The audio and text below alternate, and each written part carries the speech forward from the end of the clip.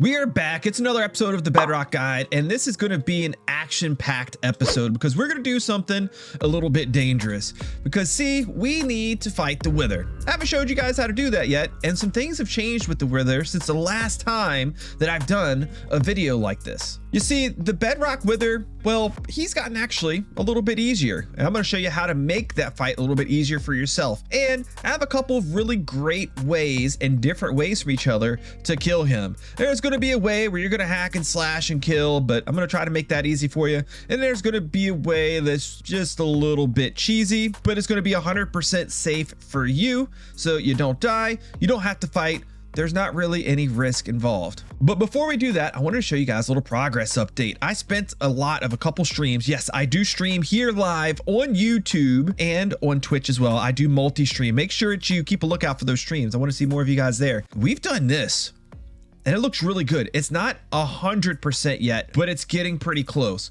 We still have some details we have to add in, but it's looking so good. I love this look. Stream did help me come up with like some of the blocks and colors and help me make some decisions or outright suggested some great things. As you can see, like I said, it's not all the way done, but it's getting there. And yeah, I still have a little bit more to do, but I wanted to show this to you guys. It's looking really good. Oh man, I love the fact that I can like look up here and like see the items flow through. I need to get some more lighting like around so we can actually see things. We're gonna get some lighting in the ceiling, which is probably gonna require some more farms, but we will do that. Make sure you guys join me on stream to see some of these buildy type things happen, because that's the best place for the building stuff to happen is on stream rather than in the video. We also need to do some pathing too. Maybe an episode on that soon, huh? And the first thing that you're gonna need to fight the Wither is you're gonna need some Wither skeleton skulls. I have 3 right here. I used to have more than 3. The stream made me fight Withers. It went okay, but we're gonna need to get some more of them because we're gonna fight more than one Wither or kill more than one Wither today. I've done an episode on this already, so I'm not gonna cover the whole thing again, but on screen right now, at the top right hand side of the screen, you'll see a link to go watch that video if you want to. As far as I'm concerned though, I'm gonna take a couple stacks of blocks, I'm gonna take good armor and gear, and I'm gonna go kill some Wither skeletons. So I'll see you guys on the other side.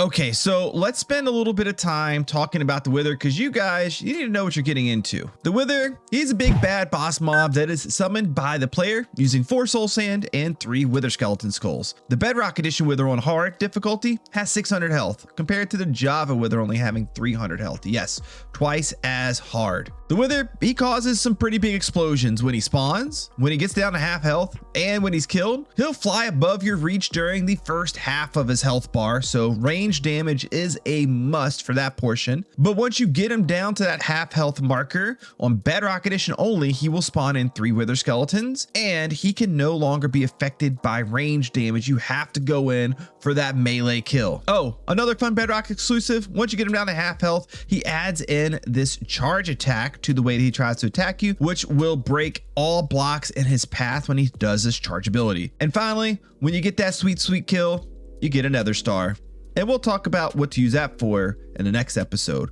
For this one though, we're gonna focus on just killing the Wither. Now, with those things being said, you need to get yourself prepared to fight the Wither. And I have the, ooh, don't throw your shulker box on the ground. And I have a shulker box with the things that we're going to need right here. So first things first, you're gonna want yourself a Smite 5 weapon because Smite does more damage to undead mobs than Sharpness 5 does. So Smite 5 weapon is going to help. You're also going to want to make sure that you wear a chest piece. Don't have your elytra on if you have one, and make sure that you are pretty heavily like set up with both netherite armor to prevent knockback from happening to you, and also make sure that you have protection 4 on all of your armor. You won't really want fire protection here.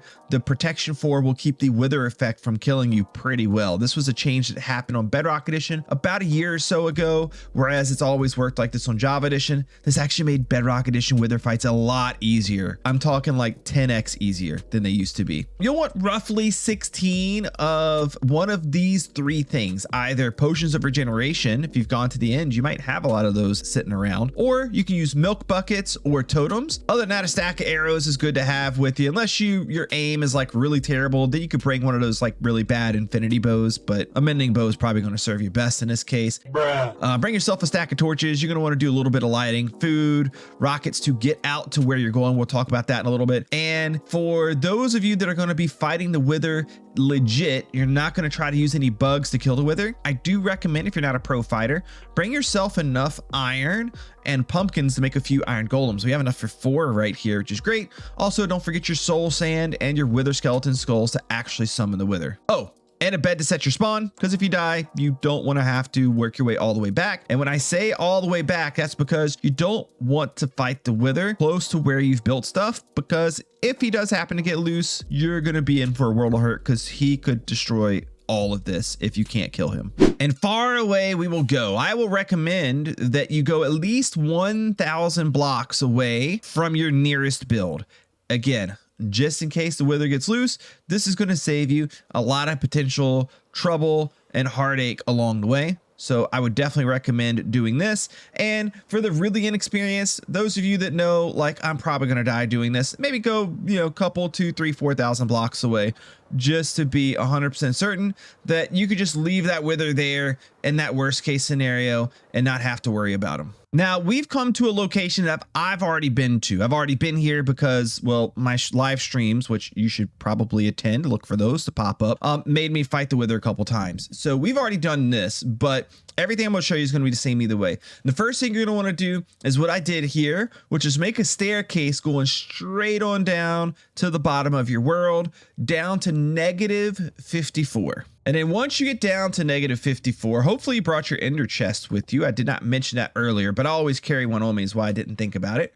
You'll want your ender chest so you can store some of the things that you know you're not going to need while fighting the wither. I don't need 2 pickaxes. I don't need my shovel. I don't need my axe. I probably want 1 pickaxe in case I get like stuck somewhere and I need to like pillar up or down or something like that. And then we will get all of our needed supplies out of the shulker box. Now, like I've done here, go ahead and carve yourself just a little hidey hole to place down your ender chest, place down a bed, maybe even place down a couple regular chests if you have them, because you can actually collect a lot of blocks. Or if you have some extra shulker boxes, like I have some, you can collect a lot of blocks from the wither because he destroys quite a bit. And next, you're going to want to dig a tunnel, and you're going to want to dig that tunnel. Oh, if you're lucky like me, you found some diamonds. YouTuber luck, let's go. But you're gonna dig this tunnel roughly 100 blocks from where you are. Now, if you're more experienced and you know what you're doing, you could probably go less. But if you're kind of new at this, go about 100 blocks in one direction. This is just gonna keep the wither from very easily getting over to knock out your bed, which, did I set my spawn into bed? I really don't recall. And if you do get killed, it'll give you a little bit of a buffer to kind of collect yourself before you rush back out to go take the wither on again. Okay, once you feel like you've gotten far enough, you're going to want to dig yourself a little like area to spawn in your iron golems. And I know I told you guys -54 when we were coming down here, which is perfectly fine, but you can also go a little bit lower if you want, because if you go a little bit lower, you'll be a little bit closer to bedrock, which will make it to where the wither starts blowing things up below you. You don't sink down as far into the world and have to climb yourself out as far. There is a downside to it. The wither could blow holes in the walls around us and expose lava that's going to come pouring down. So that's why -54 is probably best for most people. But again, there's a little bit of wiggle room for whatever your personal preference is here. Now, after we have our room for our golems, we're going to actually make another room for the wither. We're going to go 1, 2, 3, and 4. And this should be good enough for spawning the wither, I do believe. We don't want to put him too close to our golems because he does have a big explosion around him and it'll damage our golems. We also don't want to go too far though, because then the golems will be trapped in here. It'll be a little bit harder for them to get to the wither. So if we go about 4 blocks in like this, it should give us just the right amount of space to where he'll blow up most of these walls and give the golems free access to come get him. Now, when you spawn in the wither, you could do it one of 2 different ways. You can either spawn them in vertically like this, you put the heads on top there, but you can also even spawn them in horizontally like this. So before you actually spawn them in, do a couple things. First of all, I just noticed I have all these extra skulls on me just in case. You don't want to have anything extra on you that you're really going to miss if you die. So I'm going to go ahead and put these extra skulls back so they're not hovering in my inventory. Next, we're going to spawn in our iron golems. We could do this number right here. And on Bedrock Edition, you don't even need to shear the pumpkins. You can just place a regular pumpkin right on top and that will work perfectly fine.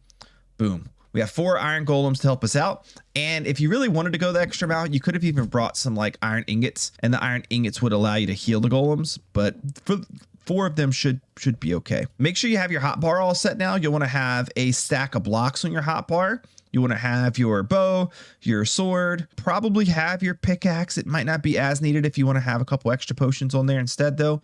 We shouldn't really need the torches now. It's probably going to get a little dark in here, I imagine. So we'll just kind of light up the area here a little bit. Odds are when he explodes, he'll probably start exposing some lava pretty quickly. We don't need the rockets on us. Oh, that's another thing I forgot. We need to put on our chest plate and put our elytra back. Okay, I do believe we are ready to go ahead and place our skulls. I got my hot bar set up. I might even like, let me have like a few of these things down here to make it easier to swap in if needed. Once we place the skulls, we will move back. So that way we don't get exploded. We will put an extra potion on our hotbar. I'm gonna leave the torches on here just in case I feel the need to like really quickly like throw a torch or 2 down. But otherwise, I think we are good to go. 1, 2, and 3. And remember, you have to use your bow for the beginning. Let's do it. So look, I'm gonna help my golems get in now. There we go. I'm gonna try not to hit them. I'm also gonna drink a potion.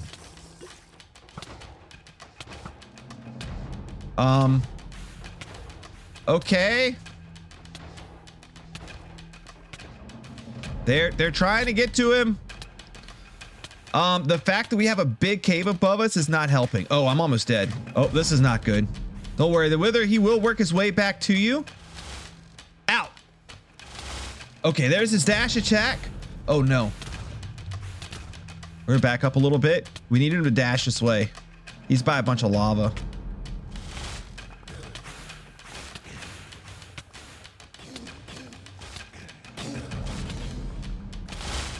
Oh, okay, let's back up. We're gonna heal up a little bit. He's almost dead. There we go, got him. A little challenging, but overall not too bad. Back up a little ways. So we get blown up, and there he goes. Where's our star? There it is. Perfect. We got our star. That is the easiest way to do it the hard way. Like actually having to fight and kill the Wither by hand. But there is a much easier way to do this, and it's going to require us to find a special place in our world. And the easiest way to do that is going to be in creative mode, which we're not going to do in our base world here, because we're going to do some things to our world. Basic things, super easy for anybody to do, no matter what system you're on. But you're going to want to edit your world and go down and click copy world. Make sure you stay away from that delete button. Once you have a copy of your world, go ahead and go into that. Put yourself into creative mode. So now you can fly around, and we're going to find a special area somewhere. You could do this anywhere in your world is fine, but we're going to do it right here because this is already cleaned up. I'm going to type in this command. I'm going to do /fill and then the tilde key and then 5 3 times like this. And I'm going to do tilde. I have a space between all of them. I'm going to type TNT. What that's going to do, it's going to make a 5x5 block of TNT. There's other commands you could do this that are going to be maybe do it a little bit cleaner, but this way is super easy for anybody to do, and it's fun. I'm going to blow that up.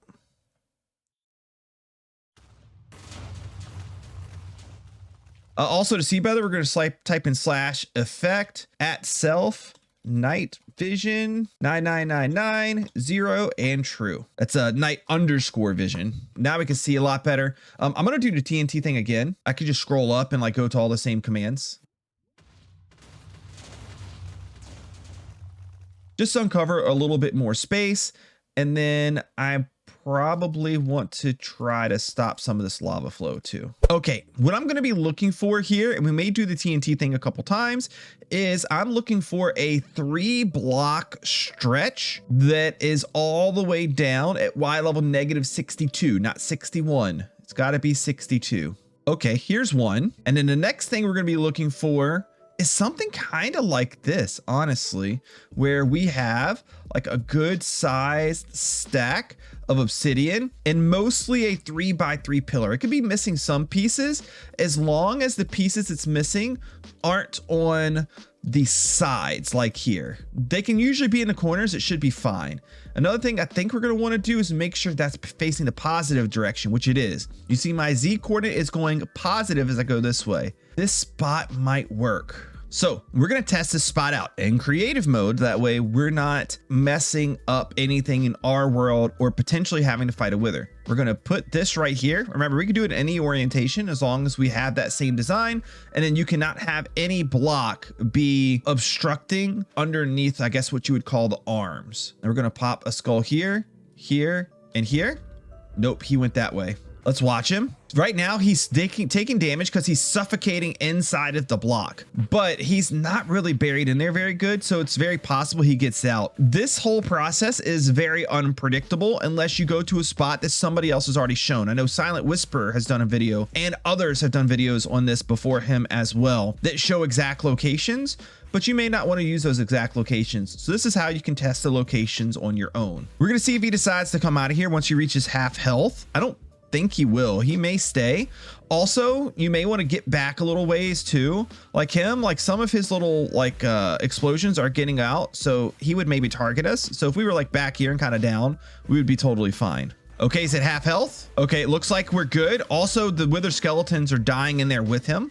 Okay, he's not going to get out. I'm going to run a kill command just to speed this process up. And when he dies, you'll see that nether star will pop out somewhere that you can easily get it. So, and then just to kind of show you here, once you see how he spawns in, as long as you do it in the exact same spot every single time, he will always go to the same location. So once you find a spot, you can use it actually multiple times at once without him like being able to stop you from like making more. So you can basically do like multiple at the same time. So I could go something like this and make multiple of them here. He will blow this up, I think, though. So however many you can get. Yeah, see, he did blow it up. So now we would want to back up, and however many we have there, we can just let them do their work and they should all die without coming out, because if you get one stuck, all of them should stay stuck. Although I am going to test this myself and just kind of watch and make sure that's accurate. Okay, looks like we made it. All of our nether stars pop out, and we're going to want to do two things now. We want to use this spot in our like actual survival world. We know the spot is right here. So you see the coordinates up in the top left-hand corner of my screen. Write those down.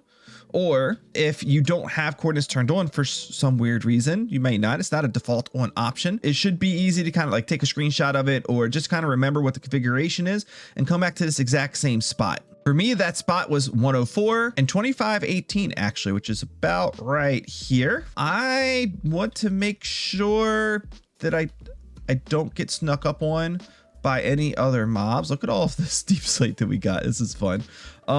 I'm just gonna like throw up a little barrier right here. While digging out this area, I do want to try to somewhat remember what blocks it was that the wither was getting trapped into. I do think he will just go to those blocks regardless, but I don't want to risk it the chance. We're gonna get rid of all of the solid blocks in this area to make sure that he goes to where he's supposed to go and doesn't try to do any funny business and go somewhere else. Okay, I think I'm ready to do this. Let me go get my materials. And then also I'm going to recommend the first time you use a spot in your survival world, even though we already saw it working creative and we're pretty sure, like 100% sure that everything's going to work out fine. Just make sure you're prepared to fight another wither just in case. That way you can't say the prowl got you killed. And even though I would like to just go ahead and spawn two of them in right now, just to get them both out the way without having to wait, I'm a little afraid to do so just because I want to make sure I don't die. So we're just going to start with just the one and hopefully everything works out good. Oh no, is he in the spot? Is that the spot? I think that's the spot. Please be this. Okay. I think that's the spot. Will he aim at me if I'm right here? He can't hit me. Whew, okay, that scared me just a little bit, I'm not gonna lie. Okay, yeah, all we gotta do is sit here and wait, and we'll just be prepared just in case. And there we go, wither down. There's our star. All right, we're good to go. I'm going to do another one, but I'll see you guys topside. And there we go. You should now be a wither killing professional and have yourself at least one, if not multiple nether stars to make yourself a beacon, or 2 or 5 of them like I can do. And speaking of beacons, in the next episode, that's what we're going to talk about. But as far as this episode is concerned, it is all done. I want to thank my YouTube members for all of your support. YouTube members do get access to videos a day early, as well as some behind the scenes stuff for some of my tutorials. So thank you all so much. Consider becoming a member down below if you're not already. Subscribe to the channel if you're not already subscribed, and click that like button on your way out. Thank you so much for watching. I do appreciate you guys, and I'll see you next time. Bye.